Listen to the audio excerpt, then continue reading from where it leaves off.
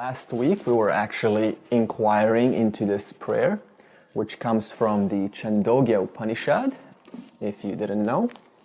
The Chandogya Upanishad is one of the biggest Upanishads that we have, and it's divided into 3 sections. Chapter 1 and 2 deals with all about the structure, the stress, and the rhythm of linguistics, that is of language, especially of our vak, that is speech. Section 2 of the book consists of chapter 3 to 5, which is all about mithya, that is all about how the universe is created, what are the constituents of the universe, what makes the universe, all about life, what's the purpose of life, how is life proceeded, what makes life up. And the last section, which is chapter 6 to 8, consists all about reality, that is discernment between the real and the unreal, or between satya and mithya. That is all about soul and reality. So, isn't that interesting if you inquire, why did we first do communication? Remember the 4 satyams, satyam vadam, rutam vadam, priyam vadam, and hitam vadam, which was about what? It was about how to communicate, which comes from the Chandogya Upanishad. So now we're starting to connect the dots that this course isn't just about the Bhagavad Gita, it also integrates the Upanishads by various forms, and when we do teach you the Upanishads, you will be known. So we're bringing it all together. Okay, so now that we have discussed the purpose, the highest purpose of a person's inquiry, when all is said and done, when we've gone through everything, we've pursued all there is to pursue, we have attained all there is to attain, we have married, we have divorced, we have got all the jobs, we have got all the money, we know what it's all about, and we are ready for the final.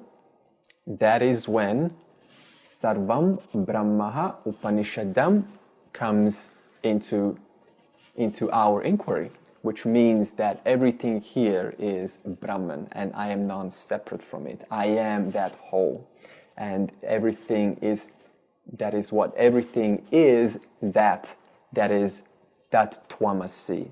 Thou art. That's a Mahavakya coming straight from chapter 6 from Chandogya Upanishad. It's a great Mahavakya, and it summarizes the essence of Vedanta. That means that you are that. You are what? You are the whole. Okay. So, and then we moved on to Ma aham brahma nira kuryam. Ma aham brahma nira kuryam. And this talks about let me, as a honest seeker, as an honest aspirant of my journey of Sarvam Brahmaha, let me not, that is, reject. See how there's a little person? Let me not reject self-knowledge. Let me not reject Brahman. And we discussed why. One of the reasons we said is, if we know that I am the whole, then that means what? Nothing is missing. So therefore, what? Just like a Buddha, a fat Buddha that is what? Laughing, and he's got a full belly. You realize that? Well, why is that? And the answer was because he is full. Therefore, when you're full, you don't need anything. Because you're full. That means you're complete. That means nothing from the external can add anything onto me because I'm full. That means no desires are present. So that's what Sarvam Brahmaha means. That means I am full. But on the other hand, a worldly person is what? They're constantly empty. They want more. They're looking for experiences. They want to grab more, eat more, consume more sensual pleasure, more mind stimulation, more intellectual acquisition, more. So that means that is a worldly person who is not yet complete because they believe that the world, that is mithya, is real, therefore they're invested into what? Making the world work for them. But as you will soon see, as we get deeper into the Bhagavad Gita, you cannot make the world work for you ever, because, why? Whenever there is an upside, there is a seen or an unseen downside. You know that story? Or whenever I win, I lose, whether immediately or in one future point of time, or whether I lose, I actually win. If I have a divorce, I actually haven't really lost because now I'm free to pursue something even more expensive. If I get married, I haven't actually even won because how long is that going to last? There could be a divorce, there could be all sorts of trouble, there could be a restriction of what I really need to pursue. So there's always a up and down in mithya. And so as long as one remains in, that is, believing that the world is real, they will what? Try to make the world work for them. And until you realize that there is nothing you can ever do in this world to make it work for you, that's when you're ready for Vedanta. So the qualifications, once again, come down to this one simple point, and that is, are you tired of being a human being? Are you tired of the world?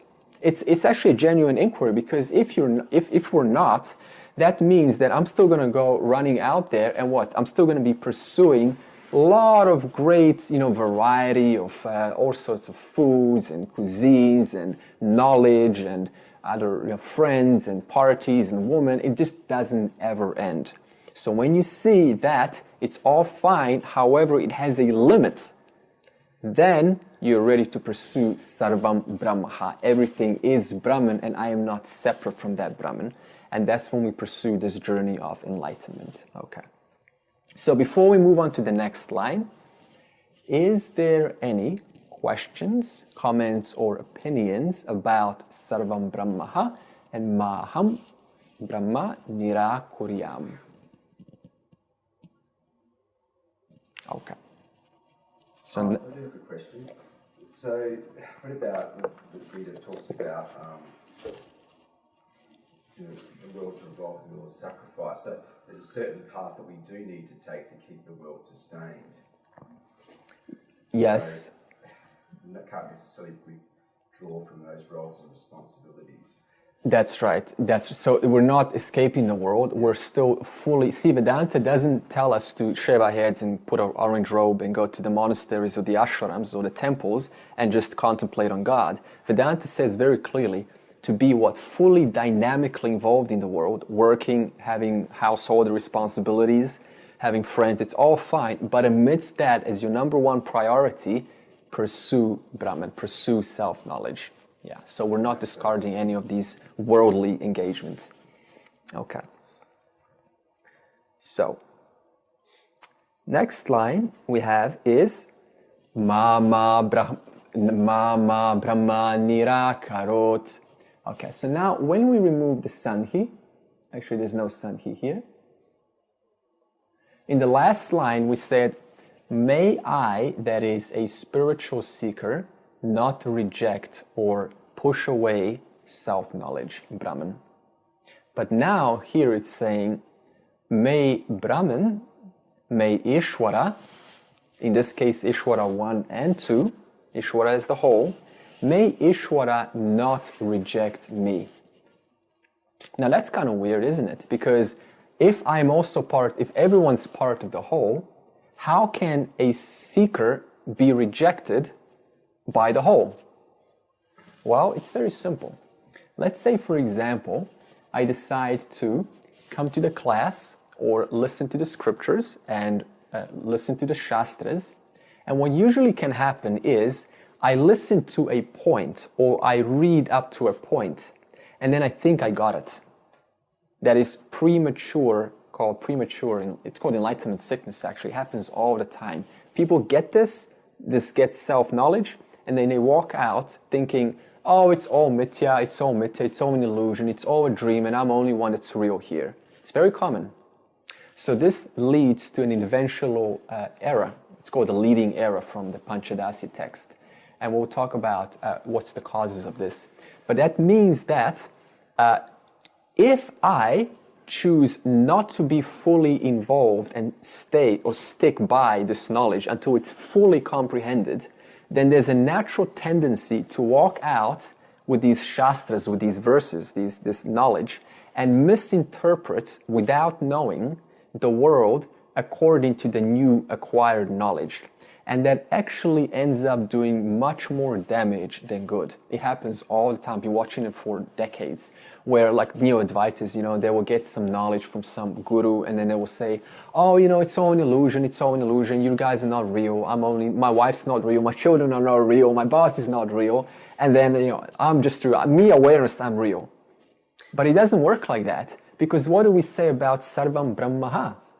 Everything is the whole. That means, to your question, name?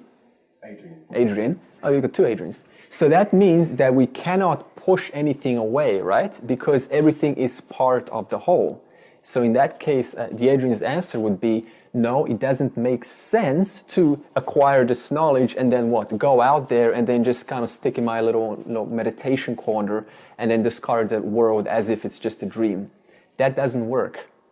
What needs to be done is we need to understand this knowledge from the start all the way to the end, so there's not a single doubt. Otherwise, you actually end up causing more damage than good, and we get into our little tangents, those where we get in I know this, I'm smart, and we put on this show. It's called enlightenment sickness. And what it usually does, it kind of diminishes other people. It diminishes the world. And if everything is Brahman, if everything is the whole, what does that mean? And I'm not separate from the whole. That means what? I am diminishing myself. Yeah. What's the test for moksha? So is it subjective or objective? In other words, someone can define themselves they've attained moksha, and someone can say no, they haven't, because their interpretation of the world is wrong. Is there a way of...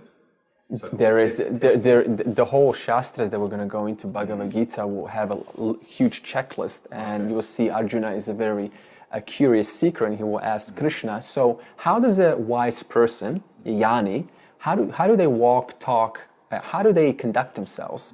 And so Krishna is going to give a checklist as to how does the enlightened one actually, what is their mindset? Because see, you cannot tell who knows and who doesn't with their behavior. Because their behavior is just their behavior. It's still a continuation from the past behavior.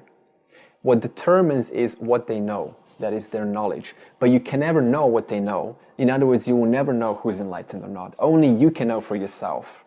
So the best that we can do is give you the checklist from the Shastras, from the Upanishads, and then you can verify that against your own mindset, your own way of looking at the world.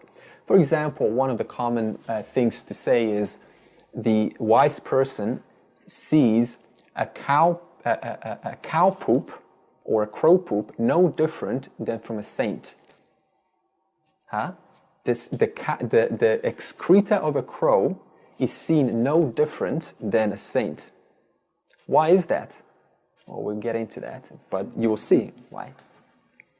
Okay, so therefore, here in this prayer, we're asking, may this whole not reject me by me being irresponsible and not completing my inquiry all the way to the end. Because if I do, then I'm going to walk out with a sense of lack of clarity, and I'll get into my own little tangent, and I'll cause trouble for other people and myself. And then it's very hard to restart our journey if we just discover that it's actually not it. I thought I got it, but I didn't. And so we get discouraged, and then it just takes so much time to restart all over again. Okay. So also, it's very common for modern teachers to also get into this trap where the knowledge, they acquire this knowledge, the Upanishads, the Brahma Sutras, the Panchadasi, Vivekachudamani, the Bhagavad Gita. And what happens is, now they know, like, wow, I know the ultimate reality. But what happens is, then what they begin teaching, and eventually the teacher becomes bigger than the knowledge. In other words, it becomes about the teacher. I can give you many examples of who they are, and there are many of them, one of them visiting Byron. I'm not going to mention names, but it happens all the time where they will come in and it's just all about them. When we're saying Sarvam Brahmaha, that is, you are Brahman, no separate from me. That is, everything is what? Nothing is two here. There is no difference. So you can see how this prayer is important because it's letting both the student and the teacher know, let me not fall into this trap where the knowledge becomes, where I become bigger than the knowledge. Right? So it's a very humbled approach towards the Upanishads. Okay. So therefore, let me make an effort to understand this fully. And the only way to understand it fully is by completing, that is, the program, by learning about self-inquiry, how to actually inquire. In fact, the classes themselves are a form of inquiry, because right now I'm speaking and you're listening and you're inquiring, how does this relate to you? You're inquiring, how can I put use of this, and where have I made a mistake in relation to what's being said? So the classes themselves are a form of inquiry. Okay. Now we go into Anirakaranam astu anirakaranam me astu. So when we break down the Sandhi in Sanskrit is when the long words, you'll notice these long words, that's because they're all joined together using a special process called Sandhi. That's why it's very hard to learn Sanskrit, because we look at these like impossibly long words, but they're actually, if you take out the Sandhi, you have, for example, in this case, Anirakaranam astu, Anirakaranam me astu. So that's the original line. Okay. So here we have another seeker who is rejecting self-knowledge, and there's a crossover, which means, once again, it's a reiteration of the previous two verses. May I not reject Brahman, and may I, both for me, and may this knowledge start to take hold. May this knowledge start to become clear. And just like with anything, the more we learn, the more we can learn. The more we understand this inquiry, the more we understand the Bhagavad Gita and knowledge of the self, the more you can understand what these verses are actually pointing to. Just like if you go to a class, you take a 5-year-old child, and they don't know anything about mathematics, and we teach them mathematics, and then by the virtue of their knowledge of mathematics, in this case the self, they're now able to take that knowledge and inquire, create new formulas of their own. In other words, same thing with the Upanishads. By learning how to inquire, I can now start to properly inquire, and therefore receive a much more accurate inquiry, a much more accurate answer to my inquiry. Okay, and of course, it's a reminder to investigate, because that's what this is really about. We're going to investigate deeper in the light of the Upanishads. Okay. Any questions, comments, or opinions about the previous two lines?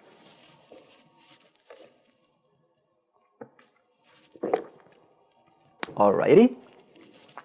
Tadatmani nirate ya upanishatsu dharmaste mayi santu te mayi santu. Now once again, if we take out the sandhi, we get tat atmani nirate yaha upanishatsu dharmaha te mayi santu te mayi santu. So, what does this mean? Okay, we have tat, tat tvamasi, that. So, tat, etat is this, tat is that.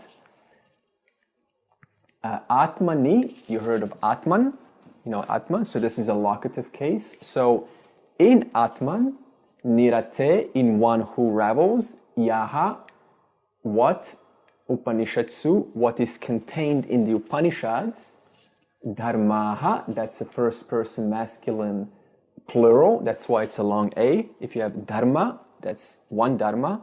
Dharma means value. But if you have dharmaha, that's many values. And then we go te mayi santu. In me, let it be.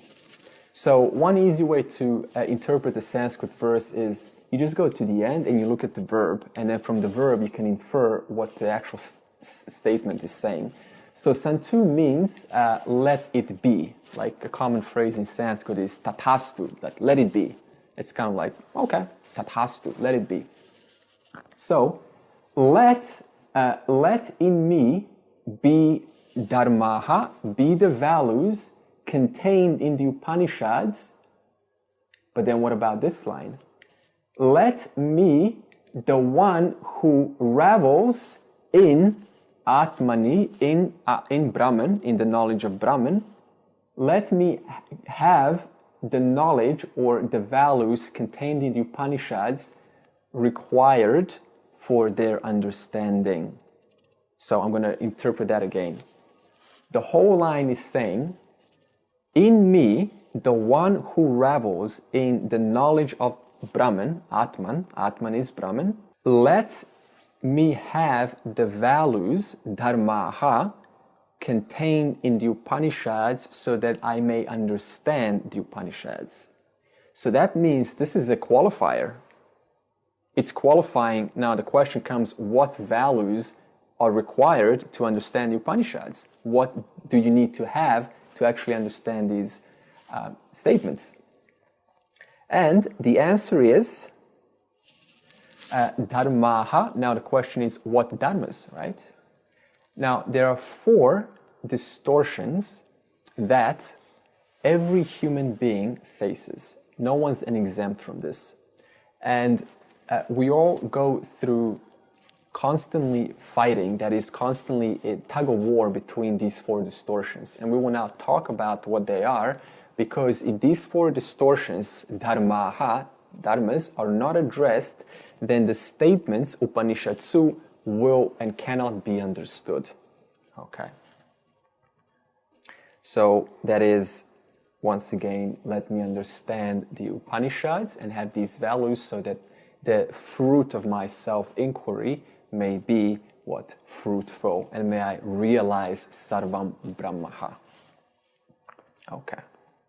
So the first one, the first distortion that we human beings faced, and this is irrespective of the culture, of the race, of gender, of what you know, what you don't know. It doesn't matter whether one's enlightened or not. It's irrelevant. All human beings face this problem. Okay, as long as there's a body. And the first problem is the problem with dharma. That is, following dharma. Dharma means values. Okay. So now the question is, what kind of dharma are there? And we're going to talk about 3 main dharmas. The first one is called Samanya Dharma, and there's a little picture there. It implies what? It's universal. That means it's irrespective of creed, race, beliefs, gender. It's what? It's eternal. Okay? So Samanya Dharma means universal ethical values. So what does Samanya Dharma mean? Good. Okay. The next Dharma we have is swadharma. Swadharma is your own private duties or responsibilities.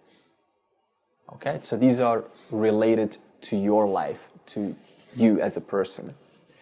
So what is swadharma? Personal duties, responsibilities.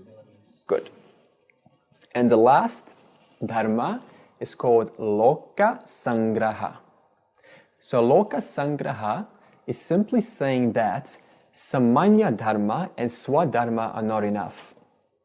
That means I can follow the universal values, I can still be good, and I can still do my duty, as Adrian said.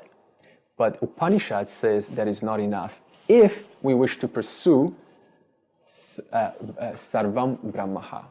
So this means that Loka Sangraha means going beyond, that is expanding and understanding my interconnectedness with everyone else. Okay, so now let's talk about each one.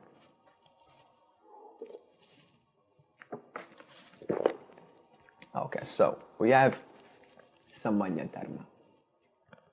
So once again, these are values that do not change over time. So that means they were as applicable to the Incas, the Aztecs, the Persians, the Egyptians, the Mayans, the Sumerians, the ancient Greek.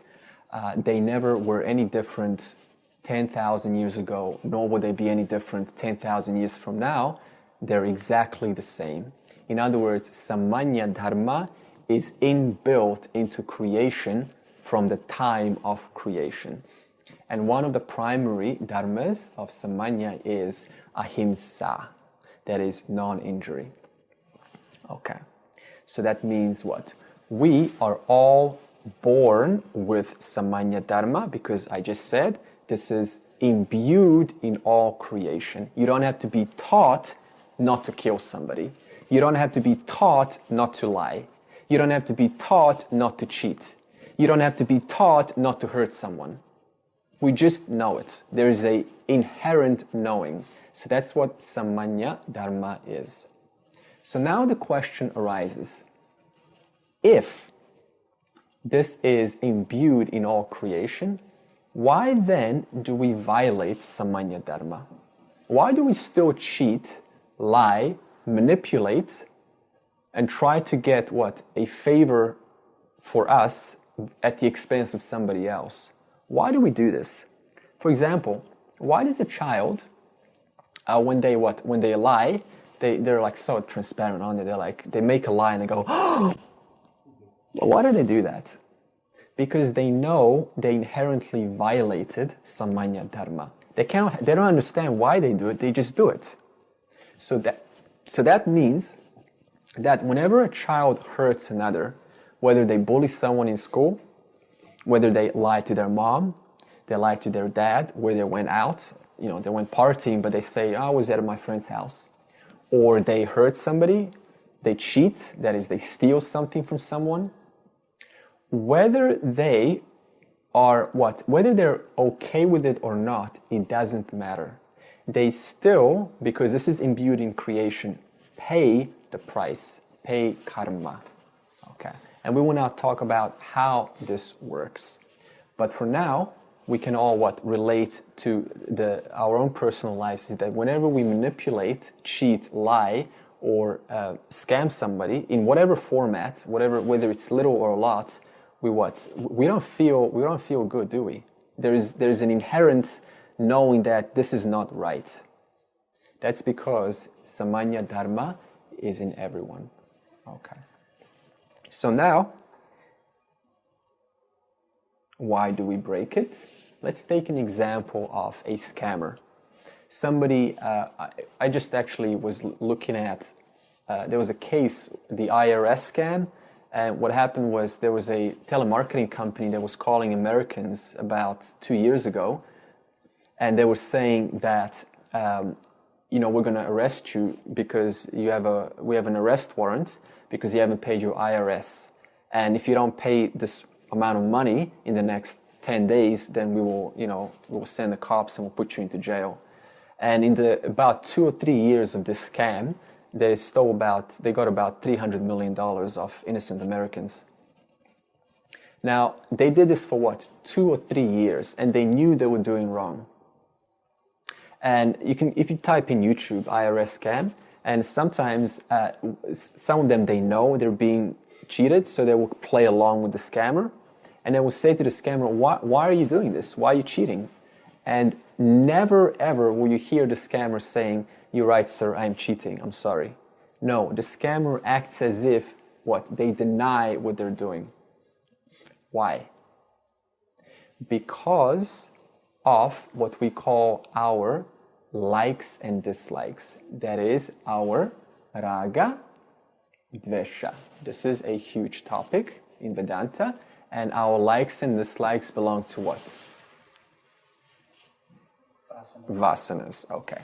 So that means if that scammer is cheating somebody, and for them, there is something in it for that. That is, they're gaining money. So if I go up to them, and we go up to them and say, please stop cheating, this is not right. You think they're going to stop? No way. Why? Because to them, the gain is way higher than the loss. That is, they do not see the loss. Because when they cheat, there's nothing to lose, right? It's just a simple gain. But they don't understand, as we'll get into the two principles that always ensure a loss, they don't understand that this loss is inevitable. And this is called karma. Okay, so therefore, one way to get across to them, the cops do this, is you have to let them know that the losses of persisting this is way greater than actually continuing. And the cops will do this. For example, they will stop somebody in a car, and the cop will ask, can I have your license? And this will happen usually if the person's drunk or just doesn't like authority. And if the person doesn't give the license, the cop doesn't get angry. The cop just, he's cool. So what the cop does is he says, sir, do you understand that, I'm just asking for your license, and it just takes you one little pull of your driver's license to see, so I can make sure that you're safe and everyone else is safe on the road. And then I can just check your 5 seconds, I'll give it back to you, you'll be going home, back to your wife, back to your kids. You wake up, you sleep in your own little warm, cozy bed. You wake up tomorrow having your own private, dinner. Everything will be fine. But if you don't give me your license, sir, then unfortunately you're going to have to come with me, and you will be locked up in a cold, freezing, rusty, dirty jail with other men who stink of alcohol, and they'll probably harass you. And then plus on top of that, you'll have to pay a huge fine. And then tomorrow, your kids, your children, or your wife will be concerned, and they will be angry at you. Plus your boss will be expecting you to come home, and you won't come to the work, and you'll get fired. So what did the cop do? He let the person know that the losses are way greater than his likes, and the person's likes are, of course, not to give the license. So that's one way to come across to them. But for the most part, this doesn't happen, because if someone's behind closed doors scamming other people, they're probably never going to be confronted like this. Okay, so we talked that Raga and Dvesha are the primary principles which suppress us and cause us to break or violate Samanya Dharma. That is the only reason why we violate Samanya Dharma. Yeah, clear? So you can see how important our vasanas are. That is, if our vasanas continue grabbing hold of us, that simply means that what? I'm not going to get the time to inquire into the Upanishads, because I'll be too busy doing what I really like and avoiding what I dislike. And it's very easy to say that what most of us dislike is sitting down and inquiring, when there's so many other better things to do out there in the real world. So you see the problem? Because the likes and dislikes haven't been neutralized. So that is the first principle which we have to take care of. Okay, and that we take care of that through karma yoga, which we will get into. Okay, so there are two principles that ensure a loss for one who violates Samanya Dharma. And that is drishtapalam and adrishtapalam. In Sanskrit, whenever you put an A in front, in most cases, it changes it into an antonym, into an opposite.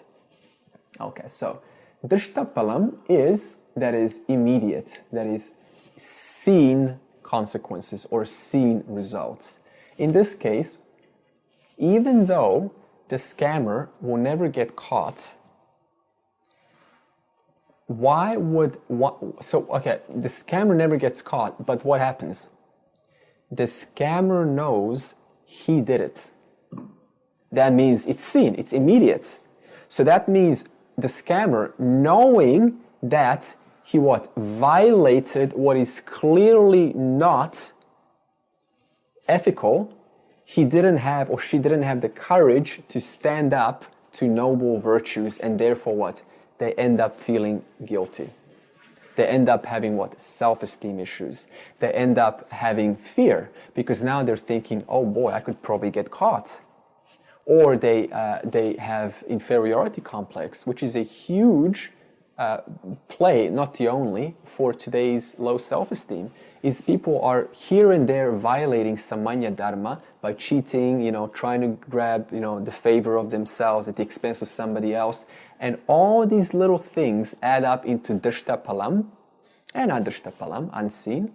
And they cause different emotions like low self-esteem, inferiority complex, and it ends up into stress. Stress turns into eventual discomfort. Discomfort turns into lack of or interest in the world, and that turns into just a downward spiral, into a physical illness and so on. So you can see how there is no cheating in the universe. It's built in.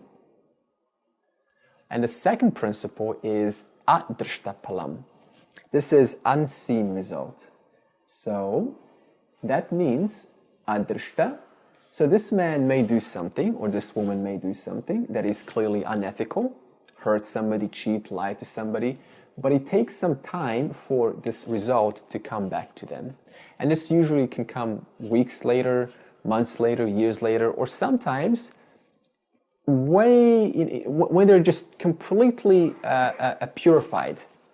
That's why saints can still have bad things happen to them, because they're what? The adrishta palam is coming back. And then we think, what, the saint is a scammer, but that's not the case. It's just that the karma is coming back to them. Okay. So this can happen, for example, if, let's say I lie to someone or I steal somebody's money and I get away with it and nobody saw me. Well, what happens is years later, I could be on a honeymoon, or I could just get some money from the ATM so that I can pay for a dinner with my friend. And then I'm waiting in line and somebody steals my wallet. And then obviously I find out, and then what happens? And then I curse, insult, or get angry. How dare somebody did that? And then what happens? I entertain negative ahimsa, that is thoughts of injury towards somebody. In other words, what? Creating more karma, because I just violated samanya dharma again, and that creates more karma back to me. You see how that works? That's called samsara, the endless perpetuating cycle. And usually is the situation is, whatever happens, therefore, in our lives, whatever happens to you that is unfortunate, it's on the side of the unfortunate, it's not accidental. It's what? It's either drishta or adrishta palam. Nothing happens by accidents. And this is a topic that is rather sensitive when it comes to murders or rape or killing or just massive cheating, or wife runs away with the man's money, or the man sleeps with other woman. See, these things don't happen by accident. They're actually all coordinated precisely to what? Receive the fruits of one's unfinished karma. So that means there is no mistakes in the universe. That's samanya dharma. Okay. So that means that whenever something unfortunate happens, we cannot get angry or try to retaliate, even though that other person has clearly done something bad, because through what? Samanya dharma, need to understand that is just what? A adrishta palam, an unseen consequences coming back to me because I did something to hurt somebody else at some time in the past which I don't even remember. And because it happened so long ago, I cannot connect the dots. Therefore what? I think that, they're the bad guy and I'm the victim. They're the perpetrator, right? It doesn't work like that. Both the victim and the perpetrator came there for a reason, because the victim is paying the price and the perpetrator has to finish off their karma.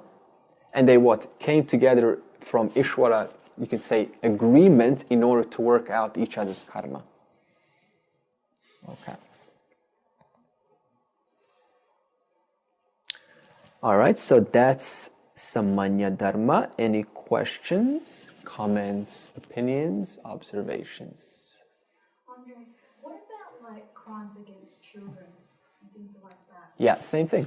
Same thing. Even children in Africa who are under extreme circumstances, getting their arms cut off and being abandoned and abused by a father or mother, it's the same concept. It's there because they're paying off their karma. We had the same situation in World War II. A bunch of young men go into the trenches and they get what? They live for 1 or 2 days and get killed. in order to pay off their karma from some point in the past life, that is. Yeah. So this becomes much easier to understand if we stop looking at just this life, because that is what? Mistaking that there is time. There is no time to any of this, guys. This is eternal creation. So if we look at lives as an infinite reproduction of more jivas, that is more bodies, then the whole karma concept begins to make sense. That means it doesn't necessarily mean that, you know, I get abused because I did something in this life. It could simply mean that I was abusive to somebody else, you know, generations ago. Yeah. Okay. We also have to mention a little disclaimer about past life. That is actually a bogus teaching simultaneously, because past life will imply time, and it doesn't work like that. Okay, but so I'll for now just say in that context of past life, but there is no past life actually. Are you able to expand on that now? Or? No, we need a proper teaching, because then I have to get into the whole time, space, and all that. Yeah. Just a quick question. If someone's perpetrating something in order for you to pay off their karma, do they generate that karma? They generate a karma for themselves out of their own ignorance, because they have no, because it's in it for them. Yeah. They think they're going to gain by stealing. Yeah. So it's ignorance that's the problem. Yeah. So the question is also, is it Ishvara? Is it God that's creating all of this evil? No, it's ignorance of Ishvara. That is free will. We call it Purushartha. That is, I have the free will to what? Do something or not do something. And if I'm not educated, then by default I will be steered to what? Do something that is gaining me something at the expense of somebody else. That's the importance of being educated about the whole Ishvara. Otherwise, all sorts of problems stem up out of this one simple fact, not knowing Ishvara, not knowing God, not having a relationship with Creator. Yeah. Okay, the next dharma is swadharma. We're going to revisit the dharmas in Bhagavad Gita. So there's a little bit more to say about them. Okay, now we have swadharma. Swadharma, as we said, is your own personal duties or responsibilities. Now, several generations ago, swadharma, that is what my duty as a person is, was very easy, because all we had to do was just copy what our parents did. If my dad had a grocery store, or my mom had, as a daughter, my mom was, let's say she was knitting or repairing shoes, then that was just what the child did. So there was no question or problem, what is the swadharma of the person. But today we have a problem. Today there is so many options, and that is avenues of exploring, that it becomes very hard to understand what am I supposed to be doing in this world. It's a fair question, right? What is the highest and greatest good of my action or my service to the world? And the answer is very simple. How to know that is swadharma. Just look at swadharma as an appropriate action in every moment. So that means that this is nothing mystical, that is, what am I supposed to do? I'm supposed to what? Go through different passions or explore and get into them. No, it just means do what is appropriate in the moment. For example, if somebody, an old lady's walking, and she has her bottom of the bag, her groceries fall out, then if I just look at that and I go, somebody else is going to help with that, then in that moment, I'm going to feel guilty probably, because I knew that I could have helped her. So swadharma in that moment means, let me help the lady. So swadharma means what? If you want an example of ultimate confidence, it is following your swadharma 24/7, doing an action appropriate for the moment. Confidence has nothing to do with putting on, some chest out, head out, and, NLP, that kind of conditioning, or pretending, putting his suit on. It's got nothing to do with that. Confidence just means being completely real, down to earth, doing what you're supposed to do according what the situation is presenting. Like if you go to India, they have no confidence issues, by the way, zero compared to the West. I spent quite a lot of time in India. They're just like completely asking you honestly what needs to be asked. If they need money, they're just going to ask you. One time I was in a scooter in India, and an old lady, she just pulls me off the scooter while I'm actually going on it. She says, "Can I have some money?" That's what I call ultimate confidence. That's Satyam Vadam, right? Truthful, courageous speaking. Because she was honest. She needed some money and she just grabbed me and said, "Can I have some money?" Has nothing to do with the scooter. But what do we do in the West? Oh, the situation is inappropriate. The timing should be right. It has nothing to do with this. It's just being totally courageous in every moment to act as you're asked. Okay. So that means that our swadharma is different roles that we play with anyone in any situation. If, for example, I go to work, my swadharma, that is my role, is what? To be an honest employee. So I will put on a employee sort of a demeanor, sort of an attitude. And then when I go home to whoever it is, boyfriend, girlfriend, mom, dad, I will be what? I will just be a small kid to my mom or dad. I will just be their child. That is, my swadharma is of a child. When I go to a friend, my swadharma changes into being a friend. When I go into a class like this, my swadharma is to listen. My swadharma is to teach. My swadharma is to learn. My swadharma is to help somebody who needs some kind of assistance in the moment. So that simply means that your swadharma changes all the time and you need to perform it honestly and directly without any hesitation. That's called ultimate confidence. Okay. And also because we are always relating with the world, we're never not relating with the world, that is with people. That means that if I choose to say, I don't care. Like let's say a mom says to her child, "I don't care. I don't want to take care of my child." Because see, it's the mom's swadharma to take care of the child, right? But if she refuses, what does that mean? The child can get scarred for life. And that means the child would then what? In their adulthood have a bunch of distortions, and they would what? They're also influence their circle of influence in a negative way, because now they will not have any confidence, they'll have abandonment issues, and the world doesn't need more abandonment issues. We need people that are just honest, open. Okay, so you can see how your swadharma is important at every moment, and how responsible we need to be when we're playing the role that we're playing.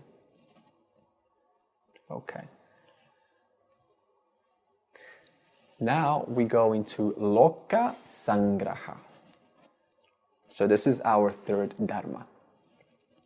Okay, this means expanding or extending yourself beyond just doing good in a society, beyond just doing good for yourself, beyond just following samanya dharma and swadharma. That is fine. If you want to have a good time in mithya and just be a good person that is in the world, you follow the first two. But when it comes for sarvam brahmaha, that is knowledge, self-knowledge, then loka sangraha becomes extremely important. So what does this mean? It just simply causes us to look at the interconnectedness of everything. That is, we stop paying attention on just me, and we start to include how actually I am benefiting as a result of all of the things that went in the background behind my knowledge. For example, this house, think about how many people actually constructed or were involved in the construction of this house. There was the truckers, there was the miners who dug up the soil, the people who got the trees and got the plywood, the roof and the nails. All of these things were done by different people. Same with the road system. How many people were involved in making you drive safely? A lot. So that means loka sangraha forces us to look what? beyond just me. That is, I look how everything is actually interconnected here, and how without the assistance of others, I could have never made it, and I would have never been here listening to this or doing what I'm doing. So this means what? Loka Sangraha gets us to appreciate the world, appreciate everything in the world, because it's only because of what? The world and other people who have gotten us where we are today. Parents, friends, like I said, the road system, how many people were involved in making this projector, right? Inventors, scientists, they spend their whole lives just dedicating for electronics so that now today we can benefit from it. Okay, so this means that it's looking at the world in a form of care. That means you start to care about the whole world because you're seeing it from a perspective of the whole. Okay. So this means we are becoming a bigger contributor, and we are giving up the usual attitude, which is me, me, me, which is a very small, narrow-minded thinking. This is when Loka Sangraha, we start to think us, right? It's no longer about me, it's about us. So therefore, we start to recognize that interconnectedness. So one point to present here is that we all are, by default, every human being has selfishness, that is self-preservation. And you shouldn't feel guilty for this because it's inbuilt. When we are born, we naturally want to survive, and we still want to survive every moment. And this can be misinterpreted as I'm selfish, but it's actually not that. It's just because we have a body, we have a mind, we have an intellect, and this system wants us to keep surviving. So don't feel guilty if you kind of feel that you've got too much, or others should be having more, or any kind of guilt. It's actually completely unjustified because none of that guilt is yours. Okay. And this also causes us to start looking away from what is not working. This is what the mind's always doing. It's looking for things to complain about, grievances and complaints about what is missing, what is not good enough, how I could have more, how what I have is, could be better. I could be in a better location, I could have better health, I could have a better job, I could have better friends. In other words, the mind is always looking for what is missing, and Loka Sangraha causes us to appreciate what we actually do have. Think about it. You have arms, you have legs. There are some people who don't have arms and legs. You have a sharp mind that's able to understand this. You have interest sufficient enough to get you into Vedanta, the highest knowledge there is. So this means, it's very beautifully summarized in one little Upanishad statement, and it goes like this. I complained that I had no shoes until I met a man who had no feet. So this means that I did not appreciate what I had until I saw what somebody in a way worse position than me, it forced me to actually appreciate what I do have. So therefore, Loka Sangraha is crucial for one of the values necessary to understand the Upanishads. Okay? Because remember, everything is the whole, and you're not separate from it. So it doesn't make sense to think me, me, me, me. We have to start thinking us. That's one of the most primary attributes of a wise person. It's called compassion, thinking and caring for the whole, for the world. Okay. And of course, the more we start to think about how can I give, what does that imply? That means I have. That means I have enough. But if I think what can I gain, that means what? I don't. That means I'm scarce. So that means what? The more I want to grab from the world, that's what most of the world's doing, we're trying to grab, the more I'm implying silently, I don't have, I'm empty, and I lack. And how does lacking, emptiness come or compare or hold up to the definition of Brahman, the whole? It doesn't. You see why Loka Sangraha is important? So that means if I start to give and appreciate what I do have, I'm acknowledging what? The whole. Because I'm what? Non-separate from it. Yeah. All right. So now we go into the second distortion, which is emotional maturity. This is a big one. Okay. In order to understand the Upanishads, and this is something you want to hear in the spiritual world, by the way, because when you jump in, we go straight into what? The self, consciousness. But we don't address the primary constituent required to be purified and matured in order to understand this knowledge. Because if you hang around for Vedanta for a couple of years, or even these Osho people, or many other type of famous gurus, they go there for years and years and years, and nothing happens. For example, one of the first lines in Muji's latest book, Muji, is, there is no qualifications for moksha. It says that on the first page. But look through how much qualification Vedanta actually goes through before we can actually understand what we're all seeking, permanent happiness. Can we gain permanent happiness if we have emotional issues? No way, impossible. Where's the logic? So that means what? Those who are going off to these wonderful gurus with emotional issues, looking for sarvam brahmaha, everything is Brahman, and yet what? Still got worldly issues to resolve.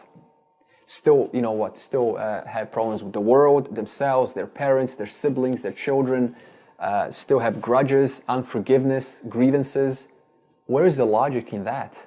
So therefore, emotional maturity is important. Okay, so let's address a little bit of why our emotional maturity is not as it could be. And one of the big reasons is when we grow up, we categorize emotions into good or bad. So if I ask you, for example, which is good? If I say love, is that good or bad? Good. If I say jealousy, bad. If I say anger, if I say peace, good. So instantly there's this association with good or bad. And so therefore we're trained to what? Only associate with the good and avoid the bad. Now, how does avoiding the half, that is the bad, how does that hold up with the whole? It doesn't at all. It contradicts reality. So therefore, when we grow up, in order to please our parents or the society, for example, our mom tells us, good boys don't get angry, or good girls don't get sad. So what? We end up wanting to please my mom and dad, and then in order to be good, I have to avoid the other half. I have to avoid anger. I have to avoid jealousy. I have to avoid all of these things that later on in life end up as what? Distortions, as a result of my suppressions. So that's where the emotional maturity comes in. Looking at these emotional distortions as a result of the suppressions that were mostly coming from the childhood. And we all have them. Nobody is exempt or out of this problem. Okay, so here's a question. When your hand hurts, do you go, I'm just going to suppress it, I'm going to put it away? Or do you immediately attend to it and do something to alleviate the pain? Yeah, alleviate the pain. So then where's the logic of when a bad emotion pops up, we do what? We put it aside.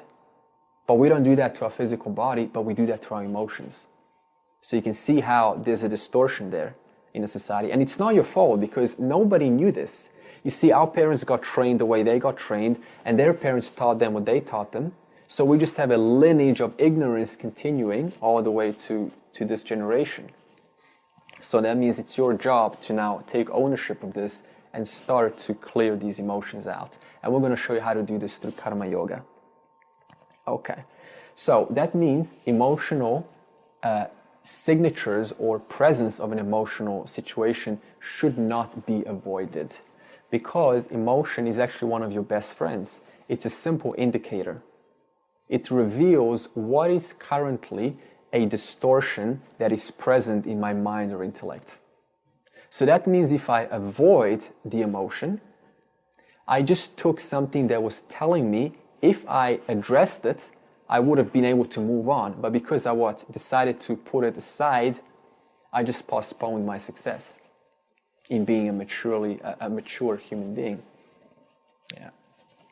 Okay, so they're useful indicators. Okay, so now let's talk about the management solutions for emotions. Like what to do about this. The first, before anything, this doesn't matter what field we're in, what expertise you're in, or what the situation, we first need to acknowledge it. Duh, how would I know if I first say, okay, it's present, it's here. I'm experiencing frustration, annoyance, impatience, whatever it is. It's here, it's present. So that's the first step. Then the other thing that we can do is we can reframe our emotion. I'll give you a little story. I have a friend, he's in Sydney, and he's a Qigong teacher. And he's about 30 years old now, but his father sexually abused him when he was around 9 or between 9 and 12, or I think even earlier. And he forgot about this until he was about 19, and suddenly a bunch of emotions, hatred and anger towards his father started to come out.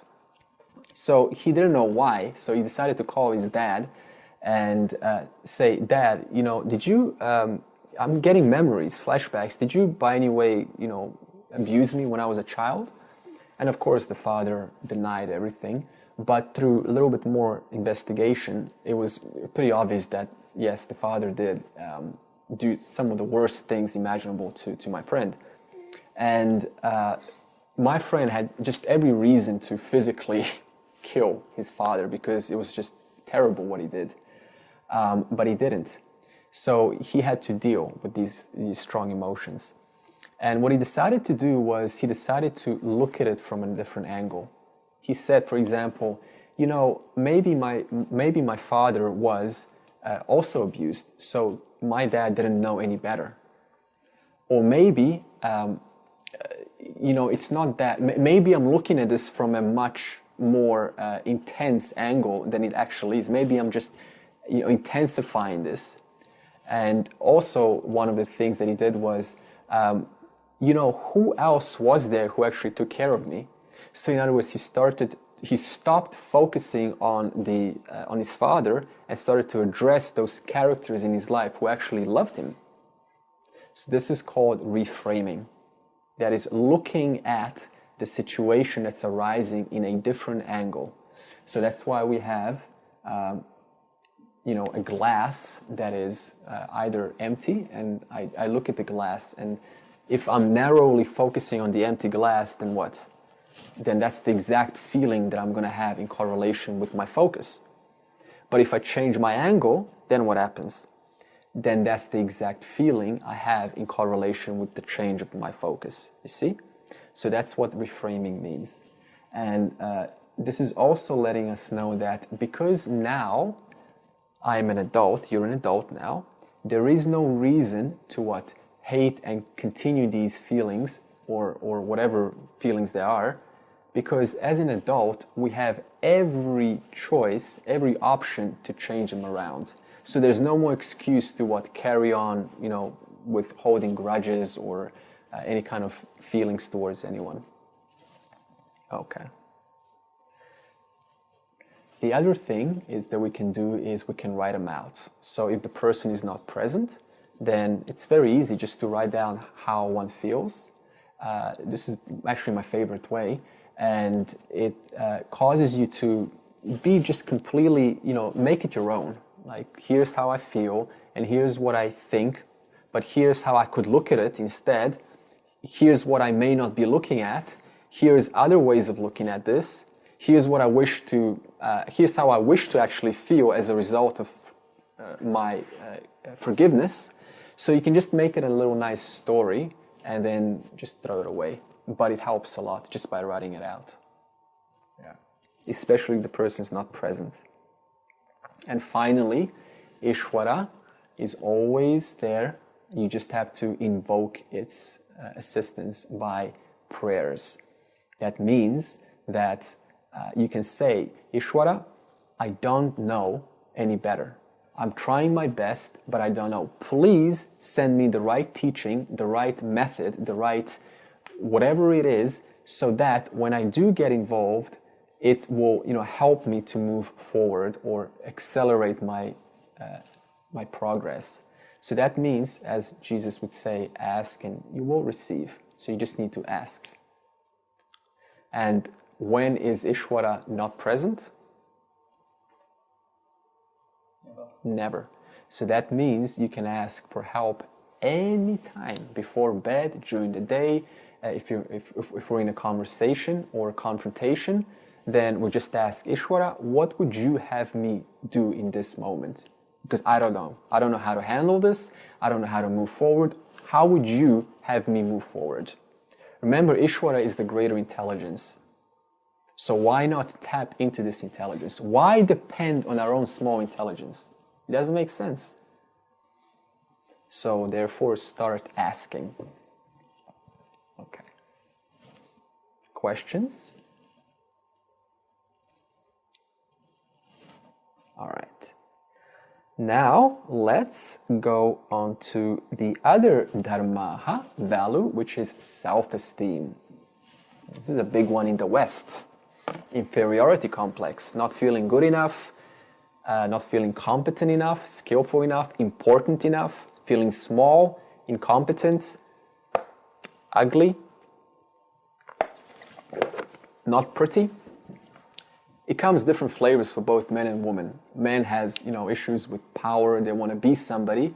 So they get into, they try to become some kind of a high status figure. A woman also, like let's say, for example, a woman wants to be, she puts on a nice dress, a nice makeup, and then to compete with other women, basically.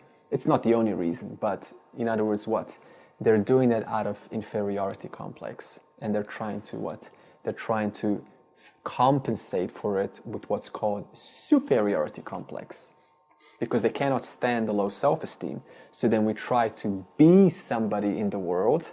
We try to add some kind of status, put on nice clothes, carry a briefcase, look really professional, really sparkling, to give the world a status, or give the world that I am somebody. You see how instantly transparent the world becomes once you gain this knowledge? Yeah. Okay. So now this inferiority complex, basically, we can summarize it as I am limited. Basically, that summarizes what ignorance is of your nature. I am limited. And that can come in the form of I am inadequate, I'm not good enough, and so on. Okay. So now let's investigate the cause of this. So when we're born, the first thing that we all have, and we can all relate to this, is we feel like we're the center of the universe. Yeah? Yeah. Okay. So we feel like we're the center of the universe, but simultaneously we're seeing that we're not getting what we want. In other words, sometimes we get what we want, sometimes we don't. And then we make a conclusion, well then I am not good enough. Because if I am the center of the universe, but I'm not getting what I want, therefore I must be inadequate. So this association gets linked up. And therefore simultaneously seeing what everyone else getting what they want. So therefore they must be better than I am. And then we carry this inferiority complex that I'm inferior to other people. Yeah. So therefore, the message here is do not feel guilty for this, because frankly, we had no choice. Nobody gets born in the world saying, I'm going to have low self-esteem, I'm going to feel inadequate, I'm going to, be small, and I'm just not going to feel good. Nobody wants that. We can all agree with that, right? Okay, so therefore there is no reason to feel guilty about inferiority complex. Okay, so of course we have a superiority complex, as I said, that is to compensate for this dislike about feeling small. I remember when I was like 17, I did it as a teenager. I tried to be somebody. I think we all kind of have that in our lives. We put on a suit, or we put on a business suit, or a nice dress, or we get a nice woman, a trophy wife, so that now I'm somebody, or the wife gets a nice man, then she's now somebody. So all of these things stem from this inferiority complex. Okay, so now we have a solution, and that is, so what's the solution to inferiority or self-esteem issues?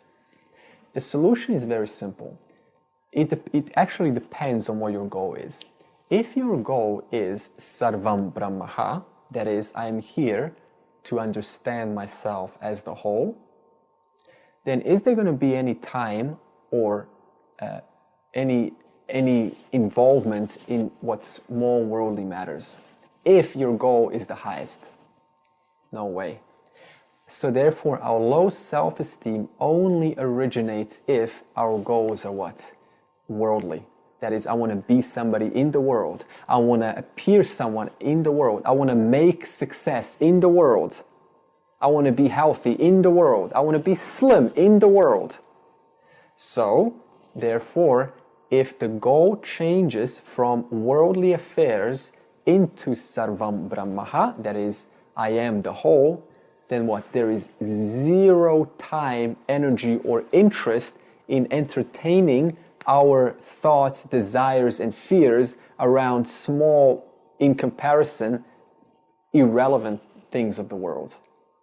You see? So it depends on what your goal is. Okay. That is, know your life goal and as sarvam brahmaha, and then there is no time to waste on small matters. Okay, and the final distortion that we need to address to understand the Upanishads is our conclusions about the world and other people. Okay, let's cover the world here. So, when we open our eyes and we see the news and the media, what is a natural conclusion? The world is in some kind of state, some kind of condition, right? It's in a mess, basically. And this is actually a very narrow view, because, see, the media is not interested in showing, how a community cleans up a beach. It just doesn't make money. It doesn't entertain, it doesn't capture us. So the media's job and the newspaper's job is to show, what they show. They generally show, on the line of the negative. But you have to understand that that's not all there is. There's actually way more good that's happening in the world. We just don't see it. How many beach cleanups do you see? Like, I've been to Bali, lived there for 2 years, and they have a green school there. You know what they teach this? Because Bali has a pollution problem. So they teach the Bali kids in green school to go out every weekend and just clean up the region. So they're just like innocent kids cleaning up, and they have all these cleaning up campaigns. And scientists are working for the betterment of the society, of your comfort. The economists are working to develop the wealth of the country. The politicians are improving our economic and relational and negotiations with both humanity within the nation and other nations. There is so much good stuff that's happening in the world. People are cleaning up the oceans. And we completely fail to see that, because we only focus on the negative. And so our experience, it just replicates that focus. That means we need to change our focus from what is obvious to what is not so obvious. And what is not so obvious is all of the good that's happening in the world. Okay. And finally, our position about other people. This is a big one. So that is our opinions. Because remember, Sarvam Brahmaha means everything is the whole, and you're not separate from the whole. And one of the easiest ways to show our weakness is by judging other people, when it comes to other people. That is, what we think about them and how they are, how they're not. So that means we have to resolve and settle accounts with others, especially with those that are close to us, like our parents, because we sometimes have deep-seated emotional issues to our parents, to our siblings, our children, our wife, our husband, our ex-partners, especially about previous friends or relationships that have gone wrong. Because any tie that has disconnected abruptly, that's probably left some kind of an unresolved emotional scar. And so, therefore, we need to, as I said before, we need to reframe that. But that ends up into what?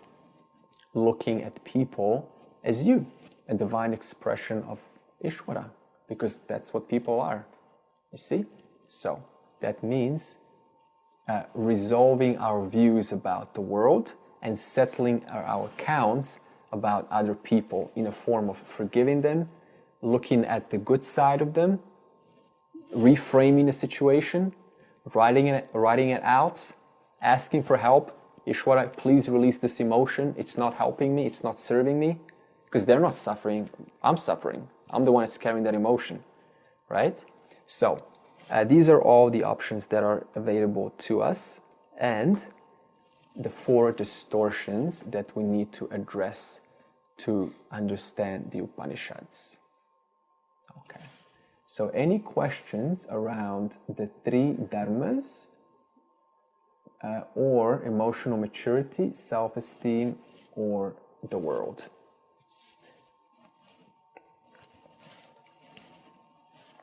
This is a qualifier, by the way, before we go into the Bhagavad Gita next week, chapter 2 of the self-consciousness. Okay.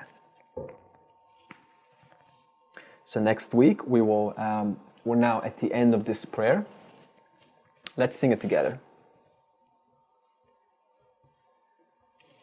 3, 2, 1.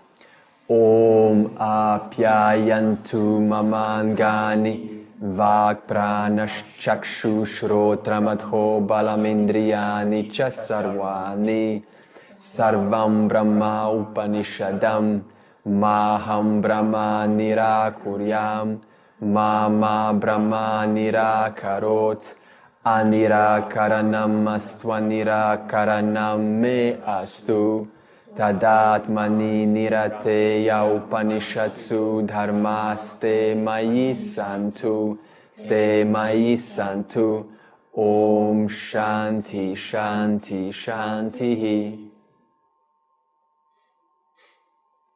So all of this wisdom that we've done in the last 3 sessions, right? It's all contained in just one simple short prayer. That's how much depth there is to it. Okay, so next week we will go into the conversation between Krishna and Arjuna, when Arjuna starts to ask Krishna, how do I get out of this life existential problem? And Arjuna also asks Krishna to tell him, what does an enlightened person look like? How are they like? How do they conduct themselves? How do they carry themselves? Because Arjuna is a sincere seeker, so he wants to know. So this we will do next week. Okay. And let's end.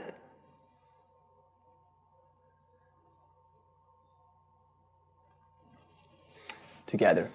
Sarve bhavantu sukhinaha, sarve santu niramaya, sarve bhadrani pashyantu, ma kaschid dukkha bhag bhavet.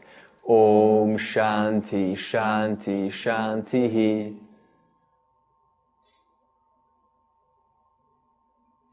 Okay. May all be happy. May all be free from illness. May all behold good things. May no one suffer. So Andre, if we're all one whole, how can there be a separate I to reincarnate? There's no separate I. There's only one I apparently appearing as many. That means when ignorance is removed, the understanding of the statement is only one I is known. See, as long as one believes they're the body and the mind, it will seem like that I is separate from the whole. So what we need to do is we need to remove your body, your mind, your intellect, because they're called atyasa, superimpositions, and they superimpose over the self. And then the self thinks, the reflected, because now the self is aware of what? The body and the mind. And so then you claim that ownership as I, meaning the body and the mind. So when we negate the body and the mind and the intellect, then it becomes very obvious that there's actually nobody here but me, consciousness. Right. And everything else is just an appearance generated by Maya. And then we also understand that there's actually no Maya either. Because if I say there's Maya, that's another duality. See, I'm saying on one hand there's only consciousness, but now I say there's Maya. But there's only me, consciousness. So this chart is only as a preliminary, a prerequisite understanding. So we have to first separate satyam, consciousness, from mithya, from your body, your mind, the world, in order to discriminate the world from the one that's aware. Okay, and then what? You do that through inquiry. That is inquiring, like, for example, who is... See, inquiry cannot be actually taught in one line. We have to go through a certain system. For example, we're going to learn what is the reflected awareness and what is original awareness. Okay, and by understanding both, you can then negate the reflected awareness and understand yourself directly as original awareness. Because reflected awareness means what? The original awareness, like the sun, is shining on... I know it's a dualistic statement, that's why I say it implies time, but I'm going to stick with that because that's the way the mind will understand. It's shining on, that is Maya. And Maya, in Maya, generates what? Maya is reflected consciousness. That is, in other words, Ishvara tu, Maya means the unmanifest. Ishvara tu means manifest. So that means Ishvara tu comes out of Maya. So that means when original consciousness, I, that's the real I, shines on Maya, then because Maya generates what's called a reflecting medium, that is the subtle body. And now, before I go forward, tell me what is contained in the subtle body, in your mind, in your intellect? Your thoughts, right? Your life, your story. Who am I? My driver's license character. So that means what? The driver's license character is being shone on by original consciousness, and then I, the original consciousness, claims I am that story. Claims I am my mind, my intellect, my story. You know, I'm a male, I'm a female, I am this, I am that. Because what is the mind and the intellect other than just a story, a concept, a construct, which we have created from day one. From the day we were born, what? We were told who we are and who we're not. And it was limited based on the experience of where we grew up. That means if I grew up in Congo, I would be told one thing, and then if I grew up in America, I'm told another thing. And yet what? They're both the subtle body, the mind and intellect. So that means when original awareness shines on the Congo boy, I think I'm of this gender, I'm of this nature. When original awareness shines on an American mind, then what? The person thinks I'm an American. I am this story, I am, this is my country. So that means what? When Maya comes into the picture, it's a power in consciousness. It generates, Maya is a pure reflection. But when the mind and the intellect comes into the picture, it contaminates the reflection. So therefore, we associate the I with the contamination of the mind and the intellect and not the original consciousness. Nisargadatta Maharaj, he called this the I sense, if you read that book. It's very confusing because if somebody who doesn't know what it's relating to, they would take the I sense as the final. But that's not the final. The I sense is called the reflected Atman. There's Brahman and Atman. The I sense is the reflected consciousness. Now, just a moment ago, 3 minutes ago, I said reflected consciousness is what? Pure. Right? That's what Ishvara is. It's pure reflected consciousness. But the problem is, because the reflecting medium, that is the subtle body, is so closely linked with the reflecting consciousness, the reflected consciousness, that is the I am sense, cannot tell the contaminations apart from the pure reflection. So therefore, it claims ownership of what? Its inadequacies, its limitations, its all sorts of problems that were accumulated as a result of dealing in the world. So what we're doing here is we have to first of all teach you who is this subtle body, this jiva, who is the reflected consciousness, who is the original consciousness, so that you can then discriminate the original from the reflection. Okay, so that means as long as there's a reflection, I will believe I'm the body and the mind. That is the fundamental problem in this. Ramana Maharshi's, his whole teaching was about separating the body and the mind from consciousness. But he didn't have a proper teaching, unfortunately, because he wasn't a teacher. He just picked up from some Mahatmas that were in that region in Tirumavalai. So he just taught the best he could.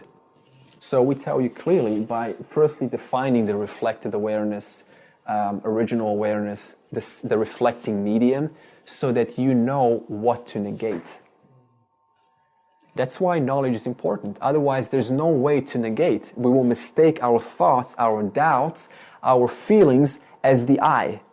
But the I is always free of the thoughts, the feelings, and the doubts. Yeah. Okay. Actually, the reflected consciousness, it's a huge, ginormous teaching, and it's going to involve several sessions. We're going to get to that by session 40, so it's going to take us around 4 or 5 months to get to that, because it is the key. Once you understand the reflected consciousness and you're able to negate it, then you can claim ownership of the I as Brahman. Yeah. Okay, but more importantly than that, remember the qualities that we talked about: emotional management, dharmas, self-esteem, conclusions about the world and people. That has to be sorted out, because I've seen so many come to Vedanta and they still don't get it after years and years. We have like 70, 60, 80-year-old people come in and they still don't get it. Why? Because there's still the mind's still not primed. It's not ready. That's why the qualifications are so small. Yeah, that's why we're stressing this on and on, just the primary basics. Yeah. Yeah, so that means the sadhana is purifying the mind. You need to purify the mind, a clear sattvic mind, a mind that reflects pure consciousness. And by virtue of that, this statement that we will be reading will make much more sense. If the mind is tamasic, clouded with its thoughts, its contaminations, this is not going to go well at all. It's going to sound intellectual. You're going to say Vedanta is intellectual. But Vedanta is not intellectual. It's meant to provide you a Mahavakya or a verse, and you're meant to inquire what it actually means. And the more clearer your mind is, the more you can get the depth of that statement. I will actually look at for me it takes like 1 hour just to look at a verse like this, because there's so much depth in one single statement. But if the mind remains ignorant, it's just going to read right over it. And then go next statement, and that's how we read books. We just don't get the depth of them. Yeah. So therefore you can see how important a pure mind is. Yeah. So Andre, just as it's going to be a hard one to answer, I guess, or it could be, but having studied this for a long time, not Vedanta but non-duality for a long time. And being relatively new to Bhagavad Gita and Upanishad, I feel the questions arising again, the same sort of questions that I've asked thousands of times or hundreds of times, that they're arising here, mind and intellect. Yeah, but the question is that those questions that I've asked, just because the question I'm asking is because we're putting the teaching into language, it's inherently contradictory. Dualistic, it's dualistic by nature. You try and answer a question, but it has a satisfies, but then creates two more questions and two more questions. So the approach to Vedanta, do I just sort of sit with those and be peaceful with those contradictions and they all resolve at lesson 66, or do I ask those questions again, like the big one that always comes up is free will, that always comes up, and it's sort of it's too, I've asked so many teachers that and never been satisfied with you will never be satisfied ever, because whenever you get an answer, that answer is a product of Maya, Mithya. Yes. And as long as the problem is you're missing the point. The question keeps coming up, but in other words, you pay attention to the content, but you never turn inwards and look at the one because of which the content is known for what it is. Self, consciousness. Yes. That's the problem. And the questions will never stop. That means, as Ramana says, turn your attention inwards, back to the self, and stay there. Yes. That means refuse, as soon as a thought comes up, okay, address it, acknowledge, step one. That's a thought, but because of whom is this thought known? Because of me. Like, are you aware of this? Are you aware of this? Yes. Oh, okay. And if I stripped your awareness out, would you be aware of this thought? No.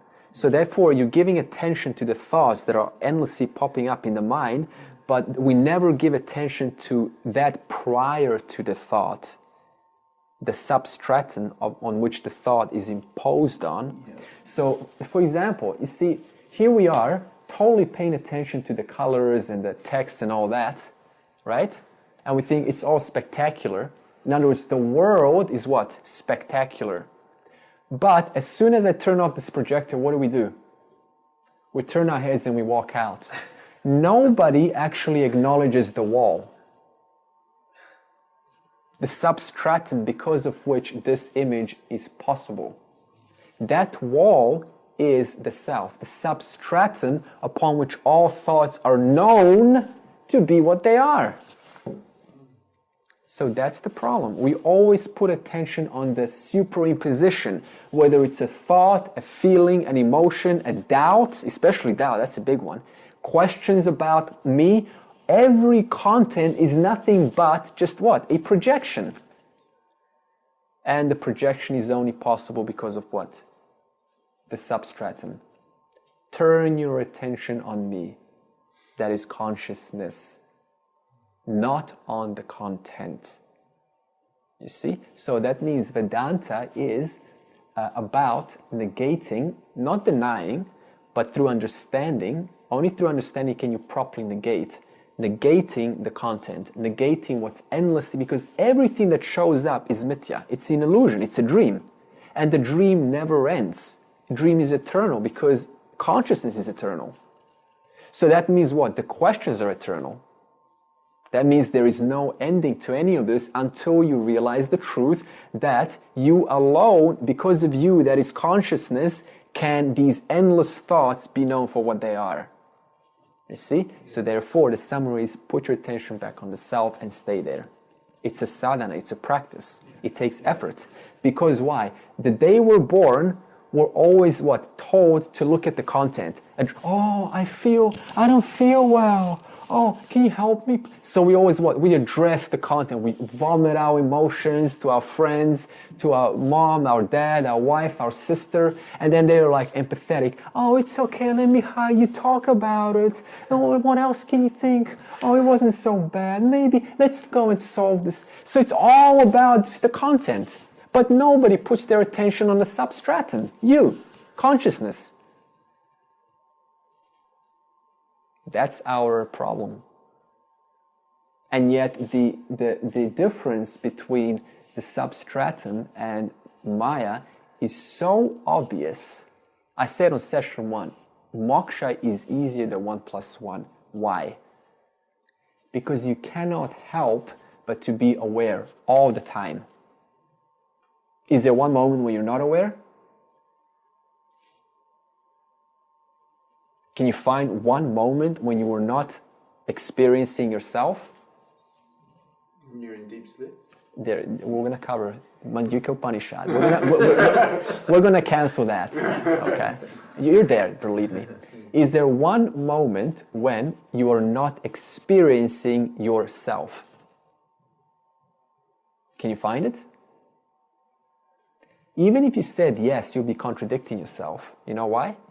Because if you said yes, I didn't experience myself on January the 2nd, 1995, what's my natural question going to be? How do you know that? Obviously implying that you must have known and been there. Or drunk. Or drunk, right? Like, how do you know you were drunk? Because you were still there. The witness that is the non-experiencing consciousness is ever present. It never leaves. It's eternal. So the question was, can you remember or know one moment when you're not experiencing yourself? The answer is no. Remove the word your. Okay? Now the question is there one moment when you are not experiencing the self?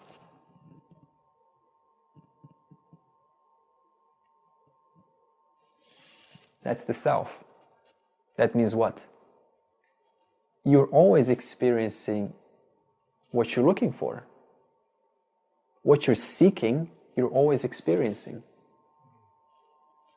That's why the search stops in Vedanta.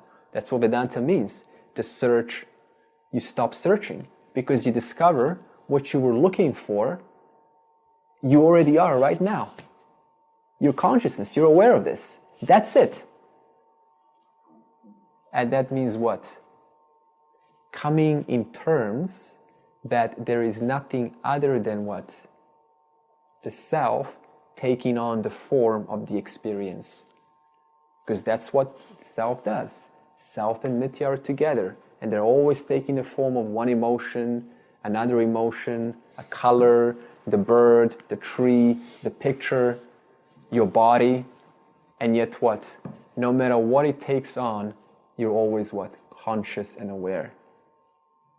So that means if you can come to the resolution that there is all there is to this spiritual search is just your awareness alone, your search immediately stops.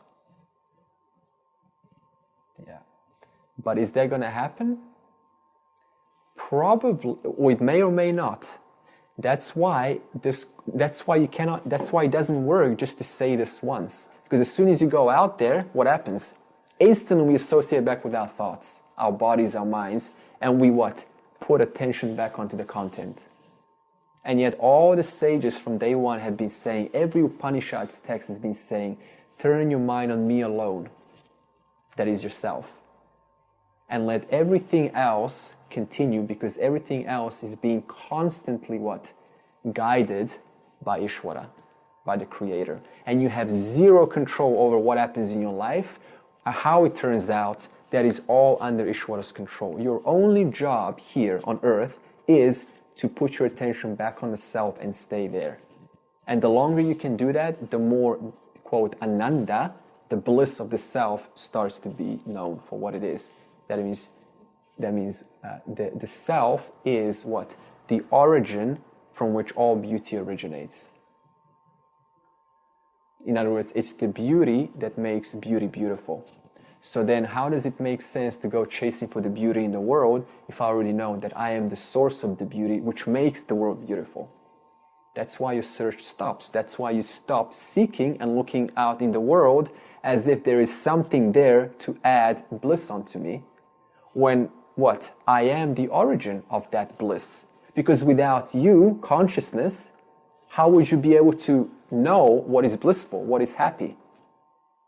If I strip your awareness out, could you even be aware of your happiness? No, no way. That means what? You're always prior to whatever emotion, whatever content, whatever thought appears. And moksha means discriminating me from what appears in me. You see? That's all there is to moksha. That sums up Vedanta. And then, when you have discriminated enough, then you recognize that what I'm discriminating is actually also me. And then the inquirer also disappears. That means I am Brahman. Okay, so that means that we have to start by discriminating first. But before we discriminate, we have to learn what we are discriminating. That's the point of this teaching. That's why we're teaching about the mind, intellect, subtle body. That means what? Everything here is a throwaway. Huh? We're learning all of this just to throw it away one day. Right? Because what? You have to learn first what to discriminate, and once you learn what to discriminate, you go, oh my God, even my mind and intellect is not me. So now all of the knowledge in Vedanta that is stored in your mind and intellect, even the mind and intellect gets discarded. In other words, you discard years and years of effort only to arrive to the self. So that's how Vedanta is, and why it's systematic. It's a well thought out system, and it's worked for thousands of years. It works extremely well when followed. Yeah. So that's the answer to your question.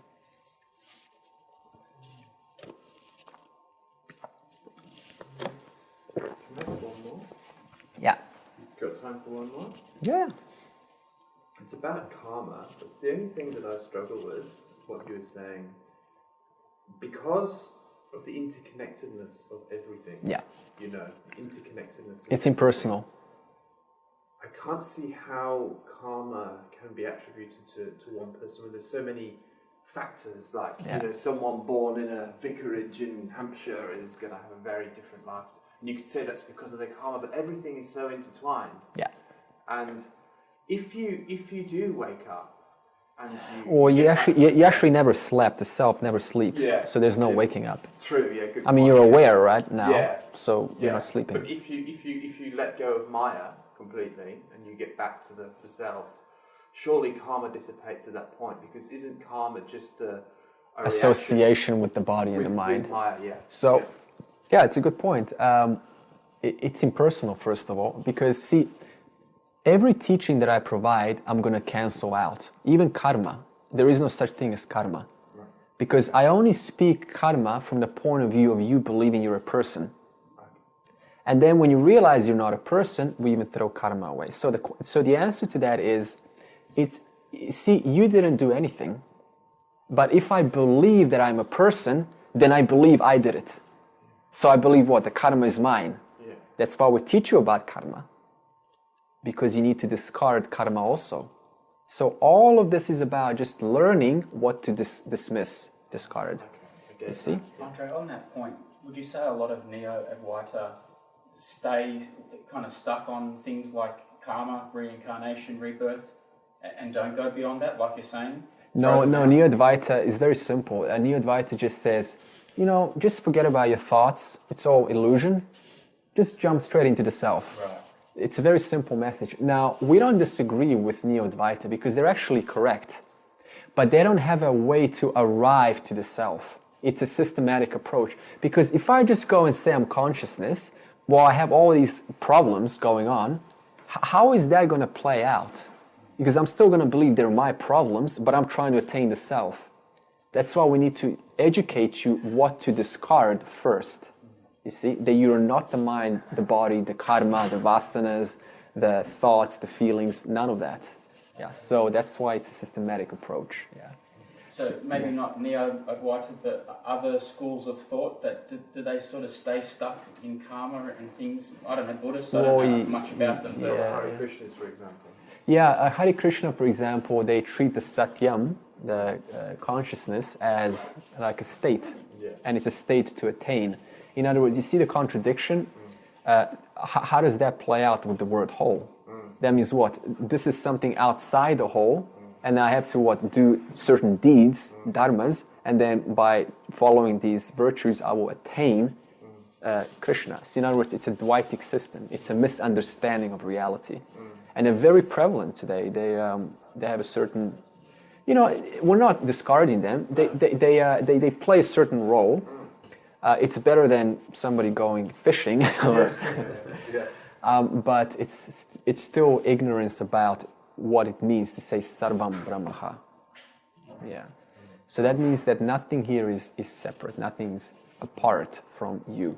Now, of course, it takes a teaching to arrive to that, and we have the whole system laid out in the Bhagavad Gita, which I'm going to get through as we spend our time together. So the Hare Krishnas is really a misinterpretation of the Gita in many ways. Yeah. For example, as it is, that's the popular version. Yeah. Their thing is about worshipping Krishna consciousness. It's the same as in Christianity. If I follow the mandates, then I will go to heaven. So in other words, I project my mistake, my ignorance of separation, and I project that onto the Lord. Yeah, and they also do that with anthropomorphic God. They think it's a person. Because I think I'm a person, therefore I have no choice but to associate the same idea onto God. You see how we constantly project? Yeah. So yes, it's halfway there. Another quick question: if we all go through the 66 sessions, it's a meaningless question in a way, but why will some people, really get it and others won't? Is that karma? Is that a... Okay, we talked about the three shantis at the beginning, and that is, the first is personal, not primed. Second is environmental issues. Someone can just sort of be busy and not come anymore. And the third one is universal forces. That is, it's just not your time yet. Now, what does that mean to say it's not your time yet? It means that there's more purifying of the mind. Yeah, that's the only reason. Because you're saying that the system is well thought out, it's been out around for so many years, all the things... And yet people still go for years and years. I'm wondering why, if it's such a, so to speak, foolproof system... You can say it's karma. Yeah. It all depends. Like, for example, if we bring in E equals MC algebra to a 5-year-old child, is there any way they're going to understand where they don't even know how to, multiply and divide? They know addition and subtraction. So that means what? We first have to teach them how to add and subtract, then multiply and divide, then go into maybe some geometry, then do, some exponents, do some, more division, more complicated formulas. And then maybe when they get into college, then they get a little degree into more advanced mathematics, and then they're qualified for quantum physics. So you can see everything has an order, and there is no skipping. So the answer to that question is, if it doesn't work, that means they still haven't gone to the division and subtraction. And for that reason, we start with karma yoga. That means you're not going to walk out wasting your time, because we give you how to live in a way that purifies the mind so that the knowledge can be understood. You see, that's why we first do karma yoga. Totally opposite the neos, right? They go straight from minus plus straight into what? Quantum physics. So we do what? We do very gentle until you're totally primed to get it, to understand it. And see, it's such a joke. There's actually nothing to get here, because as I said, you're already aware. So that should be the end of it. That should be the end of the search. And it just baffles how people still keep coming, even though we just told you that's all there is. But also there's the contradiction that there's nothing that we can do to get it. It's not really up to us. It's not up to you. Even though you teach that it is, and sadhana, and we do the practice, all the things, the 66 sessions to get there, and then there's none of that in a way. There's none of that. Yeah, and Vedanta is a throwaway because even Vedanta is mithya. Yeah. It's duality. Yeah. So, but remember, Brahman is non-separate. That means mithya is non-separate from satya. So that's why this knowledge is just a pointer to what you already are. Well, I think there's something within us that we know that, and we can even probably sense that when you say it's a throwaway, we're not like, oh, okay, this is, there's contradictions. No, that doesn't work, so I'm going to leave. We all sort of, feel that the truth. Yeah, that's it. Because it's inherent. We all know it. Yeah. That's why I say, put your hand up who wants to get hurt. Yeah. No hands go up. So there's an inherent knowing about this. Yeah, that's why you still have the ability to tell if somebody's lying or not, or if I'm lying or not, because you will feel it. Yeah. Yeah, so all we're doing in Vedanta is telling you these eternal principles which are non-negatable. That's what knowledge means. You cannot negate the fact that you exist, can you? And because we exist, and we are part of the existence, we are not separate from the existence. Yeah. All there is the existence. Yes, and you are that existence. Correct, but we don't, that's the ultimate truth, but we don't think that, we don't realise that's that because right. of all the things that have happened. And so there's no reason to feel guilty because anything that's born is born ignorant. So, but the good news is anything that's born can have its ignorance removed if you're shown the right teaching system. And the irony is there is actually no ignorance. Even that is just another idea. Because why? Do you know you're ignorant? Oh, no. Huh? No. But you're aware, I don't know. That's why you showed up. Yes. So that means what? Ignorance and knowledge also have nothing to do with you. Because you're aware of what you know and you're aware of what you don't know. That means even ignorance about not knowing who I am, even that depends on me, consciousness. So that means what? But we say, oh, I'm ignorant, and then we go and attend a class as if ignorance exists, making ignorance real. But it's only because of you saying I'm ignorant, that means what? You're prior to the ignorance and the knowledge of yourself. That's why I say it's such a joke, because we think we're pretending we're ignorant, but we're actually not. And like you said in the class earlier, most of us in the world are trying to get, which implies that we aren't whole. Yes. So if we flip that switch in what we can give, that implies we are whole. We are whole. So in terms of knowledge, saying you're ignorant, implying that you're ignorant when you're not, you're aware, so there is no ignorance. That's right. Just, the process, the steps to... Yeah, so that means until you can finally agree with that and come to terms with that and have no doubts about it, then you're free. Yeah. Then you're free of the world. Because what is the world other than just thoughts, doubts, desires and fears? I need this, I need that for my completion. So doubts is really the biggest thing, isn't it? Doubting our knowledge even. Yeah. We put trust in our ignorance. Yeah, and the problem is that, nobody's entirely ignorant. It's a mixture of knowledge and ignorance. But we cannot tell apart what is knowledge and what is ignorance.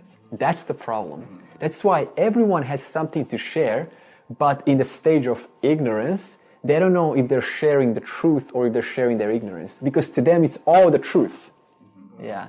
So that's why we make it very clear what is truth and what is ignorance, so you no longer confuse the two. And therefore you only focus on the eternal truth, the I am, which is changeless, never-ending, always here, always present of whatever's going on. And everything else is just everything else, mithya. That's when people say, my truth is... Oh, yeah. That sort of thing. I heard it so many times. My truth. That's your truth. This is my truth. So that's relative. That's still worldly affairs, But we're not talking relative. We're talking absolute truth.